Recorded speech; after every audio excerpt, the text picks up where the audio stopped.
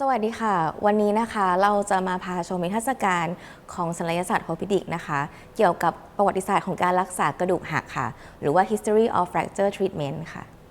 ภาควิชาออร์โพดิกของเราเนี่ยค่ะก่อตั้งที่วันที่1 มกราคม 2507 ค่ะโดยแยกออกมาจากภาควิชาศัลยศาสตร์ทั่วไปนะคะหัวหน้าภาคคนแรกก็คือศาสตราจารย์เฟื่องสัตย์สงวนค่ะสัญลักษณ์ของภาควิชาออโถนะคะก็คือ Tree of Ongri ค่ะ Tree of Ongri เนี่ยนะคะก็คือต้นไม้ที่มีความคดโค้งนะคะแต่ได้รับการดามโดยจะมีไม้ปักอยู่ข้างๆแล้วก็มีเชือกพันค่ะหมายถึงว่าเป็นการรักษากระดูกที่คดโค้งโก่งงอให้กลับมาตรงค่ะ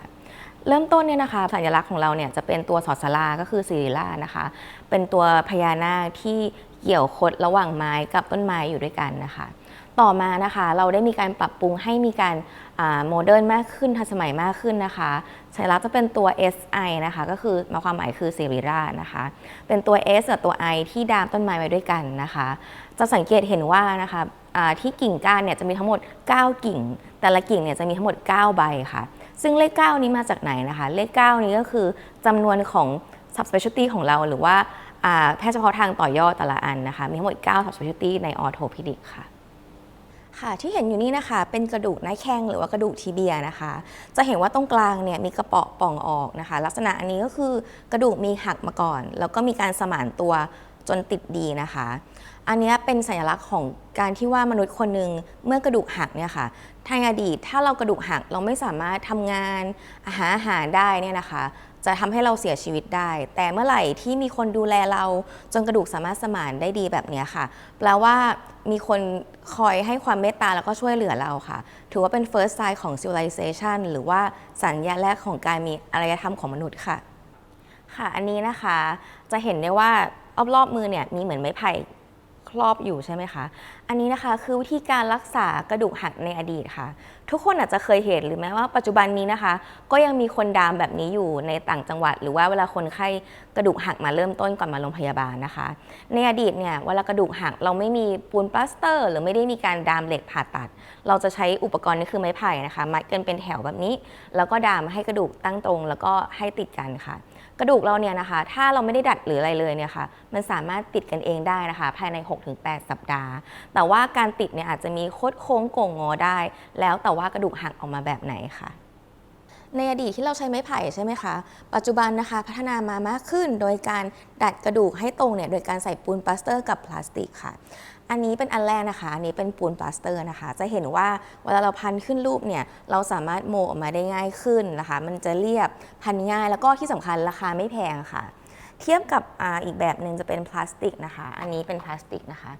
จะเห็นว่ามีขนาดเบามากขึ้นสีสันสวยงามเยอะแยะให้เลือกนะคะพันง่ายเหมือนกันแต่ว่ามีราคาสูงกว่าแบบปูนปลาสเตอร์ค่ะในปัจจุบันเนี่ยทั้ง2แบบนี้นะคะแล้วก็เอามาใช้ในการดามกระดูกคนไข้ที่กระดูกหักค่ะกระดูกหักที่เคลื่อนไม่เยอะมากหรือว่าดัดแล้วเข้าที่ดีค่ะเราสามารถ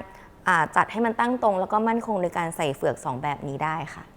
มีช่วงเวลาหนึ่งนะคะที่เราคิดว่าอยากจะพัฒนาอุปกรณ์โลหะที่ดามกระดูกมากขึ้นค่ะก็เลยมีการคิดค้นใช้งาช้างนะคะมาทำเป็นที่เป็นเพลทหรือว่าเป็นที่ดามกระดูกร่วมกับสกรูค่ะจะเห็นว่าสีจะเป็นสีขาวจากงาช้างนะคะมันดูสวยงามดูอลังการแล้วก็แพงใช่ไหมคะแต่ข้อเสียคือไม่มีความแข็งแรงเลยค่ะสุดท้ายตอนนี้ก็คือไม่ได้เอามาใช้อีกเลยนะคะ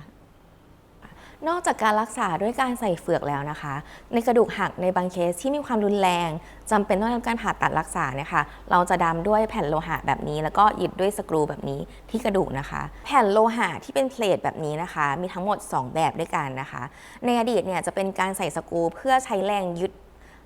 กระดูก2อันเข้าด้วยกันเป็นแรงดันนะคะแต่ปัจจุบันจะมีอีกแบบก็คือเป็นล็อกกิ้งแบบนี้นะคะจะเห็นว่ารูเป็นเกลียวนะคะอันนี้มันจะล็อกกระดูกได้ดียิ่งขึ้นแข็งแรงมากขึ้นค่ะเหมาะสำหรับในผู้ป่วยที่กระดูกบางหรือว่าหักแบบรุนแรงที่เป็นหักเป็นชิ้นๆเนี่ยค่ะไม่สามารถใส่โดยการยึดกระดูก2อันเข้าด้วยกันเฉยๆได้ค่ะเพราะงั้นในตู้โชว์ของเรานะคะจะมีการโชว์ทั้งแผ่นโลหะที่เป็นแบบดั้งเดิมและแบบที่เป็นรูสกรูแบบเป็นล็อกแบบนี้นะคะยังไงก็ลองมาชมดูนะคะว่าเราสามารถแยกออกไหมว่าเพลทที่เห็นเนี่ยเป็นแบบไหนค่ะ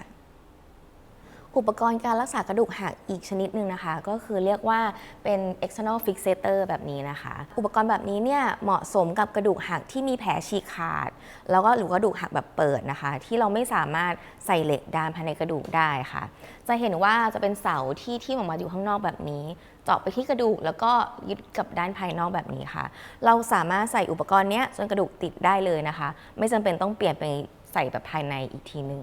หรือในบางเคสที่ใส่เพื่อช่วยย่นเวลาช่วงแรกที่กระดูกไม่ค่อยมั่นคงอะค่ะเมื่อรักษาแผลหายดีแล้วก็เปลี่ยนจากภายนอกเป็นกระดูกดามภายในได้ค่ะ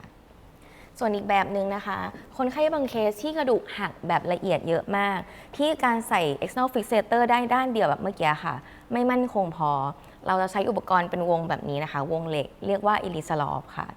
วงเหล็กแบบนี้นะคะมีความมั่นคงมากขึ้นเพราะว่าเราล็อกกระดูกทั้ง360 องศาทุกด้านเลยนะคะแล้วก็ยึดไว้ด้วยกันค่ะอย่างไรก็ตามนะคะอุปกรณ์นี้ไม่ได้มีประโยชน์แค่ดามกระดูกแบบเดียวนะคะเราสามารถใช้ยึดเพื่อยืดกระดูกให้ยาวขึ้นได้ค่ะอุปกรณ์ดามกระดูกหักอันต่อไปนะคะเรียกว่า intramedullary nail นะคะหรือว่าอุปกรณ์ดามกระดูกใส่แกนโลหะเข้าไปข้างกลางกระดูกนะคะ